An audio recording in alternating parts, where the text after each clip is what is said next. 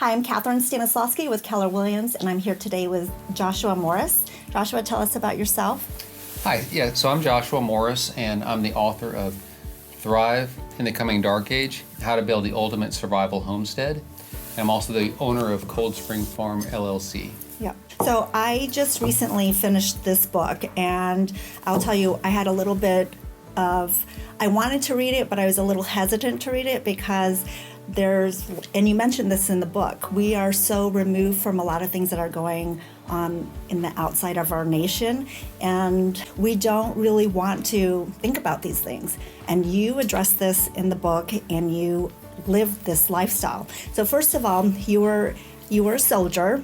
Right. You walk the talk. I mean, you really do. I'm really impressed. So first of all, I want to say thank you so much for your service.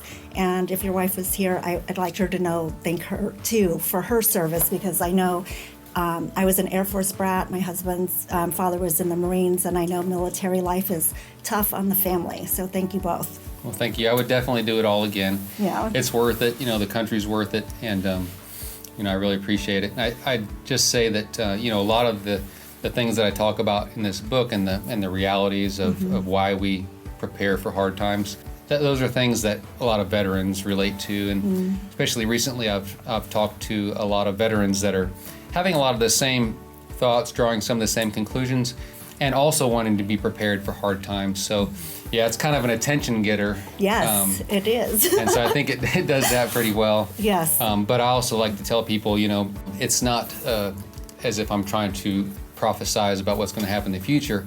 It's more along the lines of, let's look at what has happened in human history, and is it likely that there will be hard times again, or something along the lines of, you could have a Great Depression, you could have another world war, and these are things that wouldn't be all that surprising. So it's just good to put yourself in the best position possible for that. So in addition to being a soldier, you studied history, you got your undergrad in history, and then you went and got your master's in engineering. Right. So I can see all of that in your book. I mean, you're coming from a place of education, and I really appreciate that. So let's dive into the book and talk about what got you started into homesteading. Where did the idea come from? And So really, like I said, talking to a lot of veterans, I have a lot of same experiences as other people getting out of the military or with similar experiences.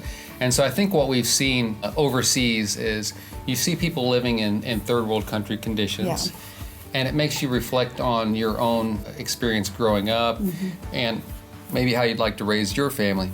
And so with those difficult situations that you observe in these different countries, you notice that there may be turmoil all across society, but there are places where people they've found a place where they are actually able to raise children, have a very, fairly normal life, feed their families, and they're normally just these kind of little secluded hamlets, and they have good resources, good water, they have a way to produce food, and a sense of normalcy, and they depend on themselves, so they have this self-reliance.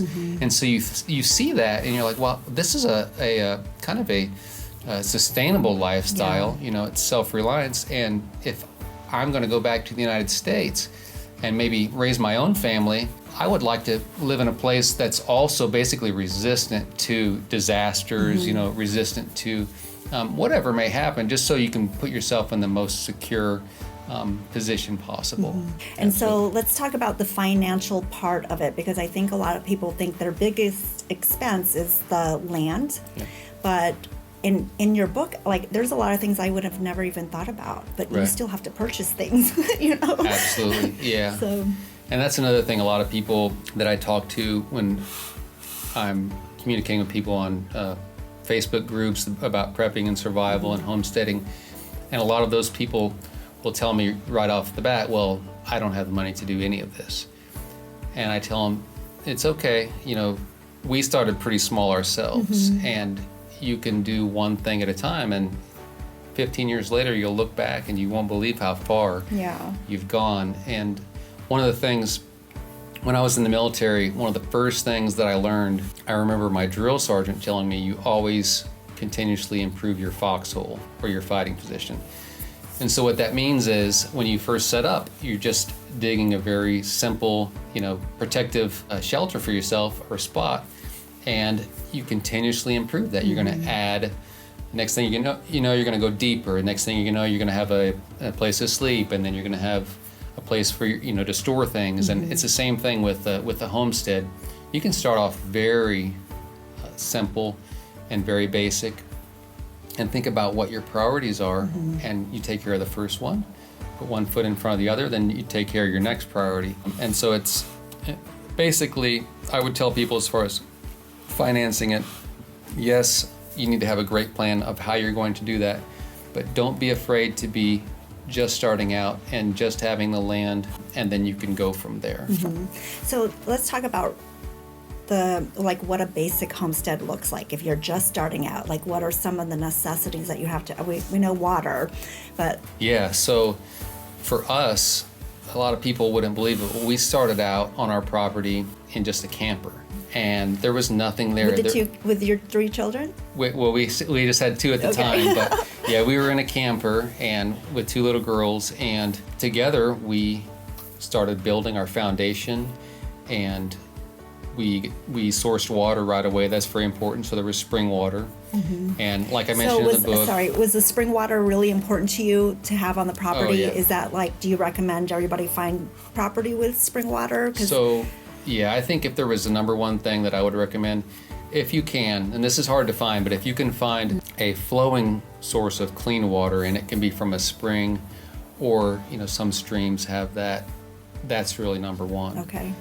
And not only for drinking water purposes, but if you're interested in going off grid, the end all be all of off grid energy really is micro hydro. And admittedly, on our property, we rely mostly on solar. And I'm a big fan of solar also, but if you have micro hydro, that's 24/7 electricity. I mean, it's, if you can find that, then that's kind of like the pearl of great price on that property. You should probably you have the McMansion of the homestead, yes, right? Yes. But yeah, so water would be number one, and then you have to think about what kind of lifestyle you want to have. Maybe what kind of food you want to raise if you're looking at small farming and homesteading. And so, for example, when we first moved to our farm, we didn't actually realize that we were going to be raising a lot of grazing animals. So we had to purchase and then create pastures in order to do that. And so if we had maybe a little bit better knowledge of what we were going to be doing, we probably would have bought more pastures from the beginning. So you really want to think about that. If you're wanting to raise livestock and you buy a lot of forest, kind of like we did, that's going to be a little bit of an issue. Yeah. I love the story about the bison, by the way. Yeah, we really jumped into it. The bison were some of our first livestock. Yeah, and so that's one of the things about the book that I think surprises people is that there are a lot of how-to books out there on the market that just give you it's almost like a regurgitated step-by-step that you see in every how-to homestead book, And this one, I have very detailed how-to instructions, but I have a lot of personal stories, anecdotes. I try to throw some humor in there, so it reads more like kind of some entertainment as well. Well, it made it easier for me to read some of that. Right. We bought a home with some acreage, and we had this idea we were going to do all these things, and I have to say, it is a huge commitment to do those. Yeah. To live this lifestyle. It's not have a couple of chickens and this is way beyond like a hobby farm. It is, yeah. I tell people that I graduated Ranger School and taught Ranger School, but this has been harder than Ranger School.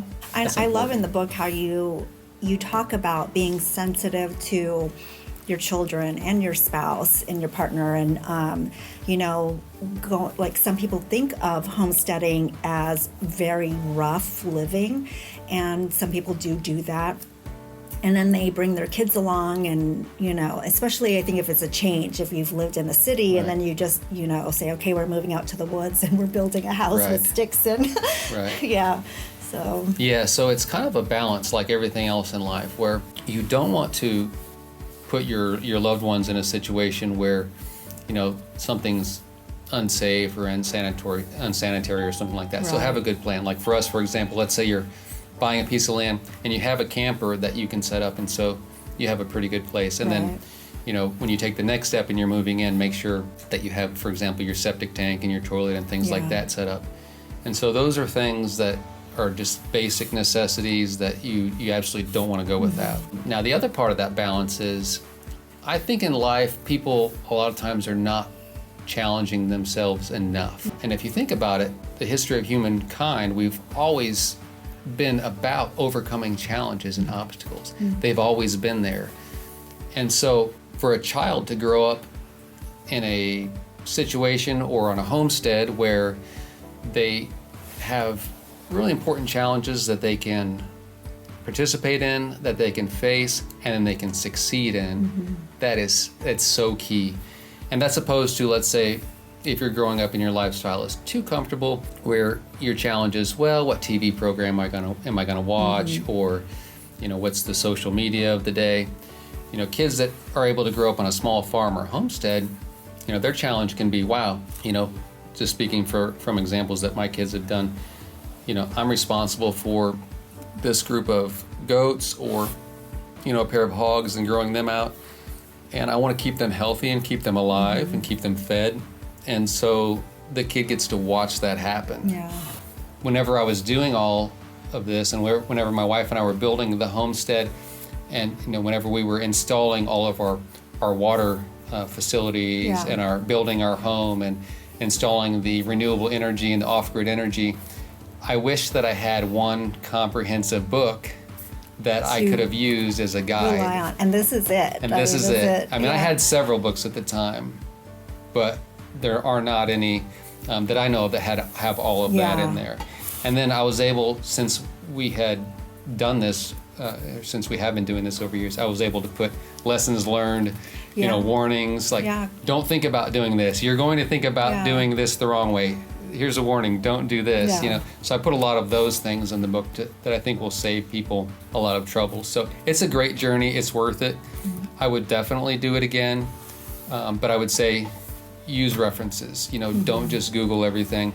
You need to have, you know, some references written by, you know, someone who's done it before. Yeah, who's really lived this lifestyle. But yeah, and so I'm just really happy to share that. And this book, so Thrive in the Coming Dark Yes. Age, it's a guide for others to follow. Yeah. So if you're interested in homesteading, no matter where you're at in the journey, and if you even just want a little piece of self-sufficiency, then this is definitely the book for you. Yeah. And so how can people reach you? So I have a website, homesteadranger.com. Okay. So you can go to the website. It has all of my contact information. We're building content every day. I also have a YouTube channel. My handle is the Homestead Ranger, so you can look that up. Well, I appreciate you being here. I want you to sign my book too before you leave. Absolutely. It's my pleasure. So, Thank you very okay. much.